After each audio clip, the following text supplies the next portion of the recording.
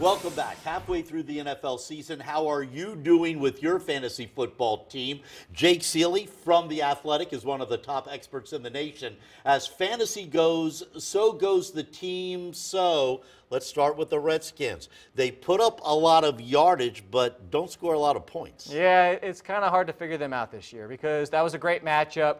You saw the potential here, especially with Adrian Peterson. You know, this is a team that everybody's been running against, being the Falcons, and it just doesn't happen this week. And so this might be another somewhat disappointing week for Adrian Peterson. You look for the passing game in the running back situation, whether it's Chris Thompson or whether we go back to Capri Bibbs again. And then, of course, the passing game, it's time to get excited about Maurice Harris. He's the one that's coming on. Any particular players on Tampa Bay we should watch?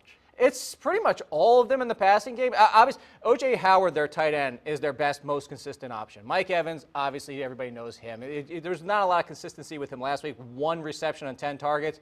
You expect that to be better. The biggest problem that we have is you have Deshaun Jackson, Chris Godwin, and Adam Humphries as the other 3 wide receivers, and they're almost playing who's it going to be this week. So Adam Humphries is the guy right now if you play in PPR leagues. But other than that, I kind of just don't want to mess around with it because you're probably going to pick the wrong guy.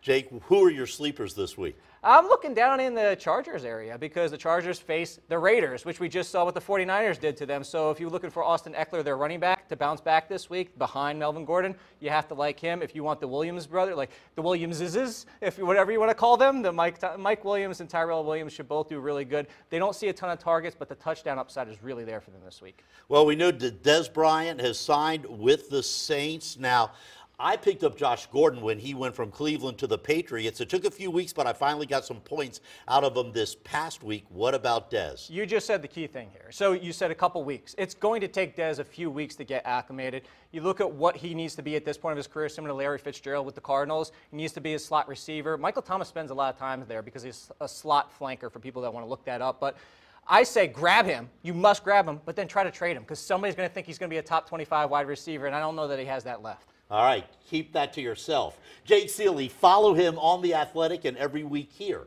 on the Washington Huddle.